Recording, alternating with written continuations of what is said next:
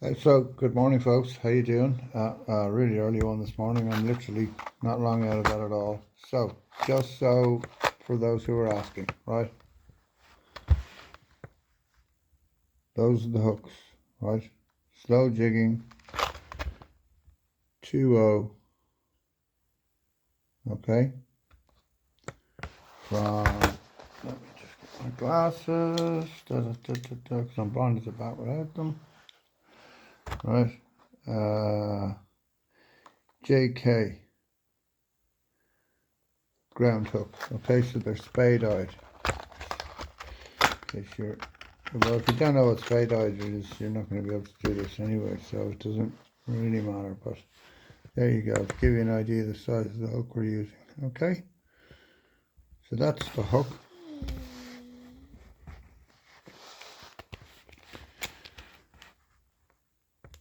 Here is the right braided cord PE Assist, £100. Okay, and you're going to need a thin gauge wire that you can bend into a U shape. You're going to need a fly tying vise. You're going to need some 200 denier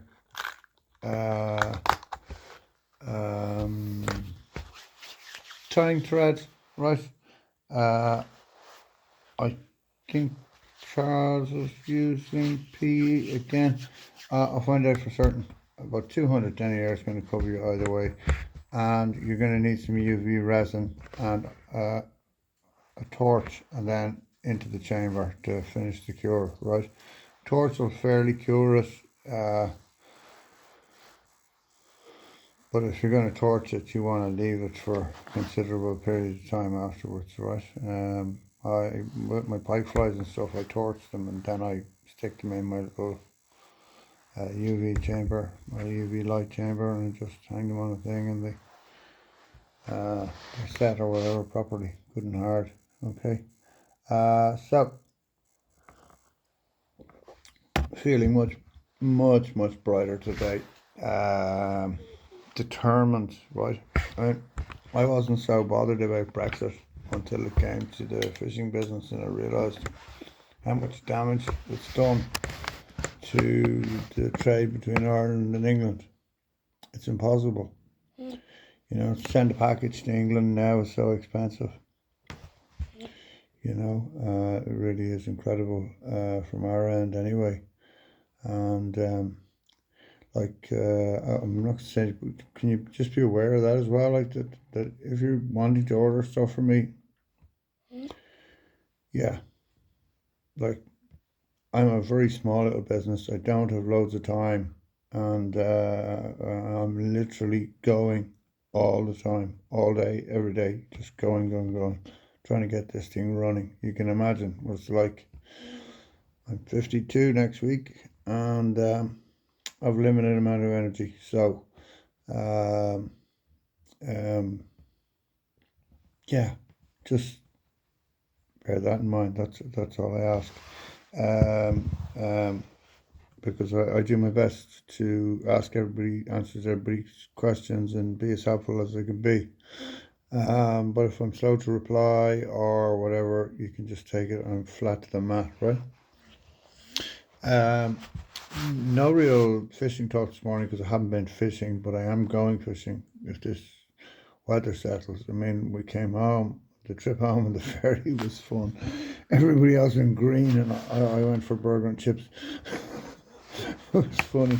I was sitting in the cafeteria. I'm so used to it. I just like really enjoyed it. It was like kind of fun because the boat was, although the stabilizers are incredible, but every now and again we'd get slapped from the side by a big side wave, and the whole thing would rattle. We'd be, oh my god, what happened? I was loving it. So I was going out on deck to have a little vape and stuff and watch the sea. And I was really delighted to see off the coast of Wales. I mean, droves of gannets absolutely plummeting into the water. So there are shoals of bait out there, and I was like, that is just lovely to. I think gannets are just beautiful. I love them. I just think they're such a graceful bird, and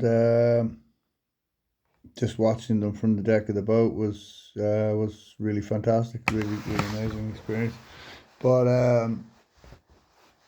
the older you get, right, the closer you become to a bird watcher.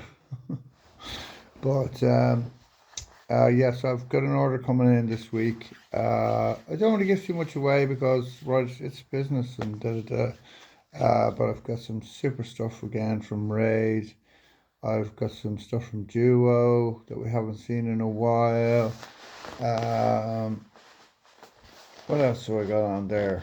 I've got some more stuff from Raid, a new product from Raid that I'm super excited about. And anything else? Oh yes, some of the old favorites are on there in some new colors. I've got the Duo Ryuki salt waters coming, which I think are going to be absolutely awesome. I've just taken an order in of replacement hooks, so if anybody needs size 4s, I got 2 different varieties of BKK. One's the saltwater resistant, so they're obviously more expensive. Personally, I have no preference. Like, I'm changing my hooks so regularly that, yeah. I mean, saltwater resistant does make a difference. They will last longer, but you're still going to have to change them. They're not going to last forever. Nothing lasts forever in the salt. I mean, my gates don't last in the salt. So if my gates won't last, that's like just from the salt air, then your hooks aren't going to last in the water. And there's nothing worse than losing a really big fish to a bad hook. I mean, I was on the Bano, it's a good 20 years ago, and I had, they were my prized possessions at that time. I had 2 Flash Minnow 110s that I had managed to procure from Ichiban, right? Which is a Japanese website, and got them, and I just delighted with them. They were like my first real Japanese hard lure. And I looked at one of them and I thought, geez, the back hook on that doesn't look great. It'll be all right for today. Off we went fishing. I hooked a fish near the bottom of the tide, and I have never been taken on a dance like I was taken on a dance by this fish. I mean, a lot of tide, or she had a lot of tide behind her, but it was big fish. I got her right to my feet, and this big tail come out. They slap sometimes, and then dink, hook, bolt. And someone I used to fish with, who I subsequently don't fish with anymore, but that's another story, was beside me, and he could see the size of the fish, So losing a big fish to poor hooks is really not, it's your own fault, right? And that's what you feel so bad about. It's like, why didn't I change those hooks, right? So I've got all that to do as well, right? Although I have to admit, right, the one great thing, well, not the one great thing, but one of the really great things about what I'm doing is that everything that comes in, I have to take one of, because I've got to test it. So I've got like stacks of boxes around, like casting all sorts of lures, which is just amazing, right? Oh yeah, what else is coming is the favorite Skylines. I'm really looking forward to seeing what those rods are like. They're kind of mid-range. I think they're coming in about 250 or something. If they're anything like, I have someone picking up a couple of X1s tonight, and like, I gave somebody an X1 kayak fisherman, Tony. He's a buddy of mine. I'm sure he won't mind me mentioning it. And he keeps texting me saying how delighted he is with it. Like they are just such a good little rod, and for like 80 something quid, they're for nothing. You know what I mean? Like, it's literally like, you'd be expecting to get a child's outfit for that, but these things have serious power. Like, he had a 60 something last week on it, and was absolutely delighted. He's dead right. I'd be delighted with a 60 something this time of year. I'd be chuffed. So well done, Tony. So but they are just really nice. Like, they're a typical favourite. They don't go flash. They don't do flash. They're Ukrainian brands. They keep all that stuff to a minimum, and they put the work into the actual rods themselves. Rods are fast action. They're I'm still mystified by the 822H, right? Like, it casts from 10, I think, to 56 grams. And I'm sure it would cast a 56-gram lure. But I'm also positive I could throw salmon with it. Like, how do you achieve that? I don't know how they've done it. So they really are a fantastic piece of kit. I have to really hand it to them. I'm very, very impressed. Other things I'm looking forward to are the open of the trout season. So that'll be that's a Spearhead Ryuki and the small little favourite rod and a little 2,500 size reel and some really big trout. So we'll go up the country for that one. We'll be on the lakes and stuff, and that'll be a lot of fun. So that's going to be good. Yeah, so not much to report. Like, just going to get up and running today. I have a meeting with a lady about finalising the website and stuff. So, and then I have that order coming in. So once that comes in, I'll pop it up online and I'll actually have a functional shop where I don't have to to and fro all the time with orders and stuff. So it'll make life a lot easier. So have a good day, everybody. Tight lines, great time at the show. Really nice to meet everybody again. Thanks for all your messages. Just going to throw together a couple of paragraphs for Sea Angler about our experiences at the show and how the show went, and send that off. Sea Angler very kindly asked myself and Charles to contribute, so we're going to do that. And in the background then, we're trying to get together a trip to Canada for some striped bass fishing. So lots happening, all exciting. Certainly a hell of a lot better than it has been over the last couple of years, which we're just taken up with trying to somehow manage to recover your health in some way or other. I just can't think of anything else, so I'm not going to blather on, right? I'm not a man for blathering on and talking nonsense. I think once it clears, by the way, around here, where I am, so in the southeast of Ireland, there are some fish on the coast, so it's worth going for a fish. Definitely worth going for a fish. Yeah, so we'll talk to you tomorrow or the next day probably. Either way, have a great day and tight lines if you're fishing. I see Dave Tricky and the boys got into a few fish yesterday, so well done, guys. It was good going. Always great to get some bass in February. That sort of the south coast of England just seems to be the spot in winter, and I'm sure that at the Bass 25 for me, the one of my favorite presentation was from the Plymouth University people, right? So they were all marine biologists, PhD, postdoctoral workers, presenting their study on bass spawning and bass behavior and all that stuff. Was fascinating. I was just like, whoa, that's really cool, right? So, like, what you could see was no matter where the bass were located, their spawning times were roughly in line with each other, and there was difference in growth rates and stuff, but it didn't make much difference to the sexual maturity and all the rest. It was really, really fascinating.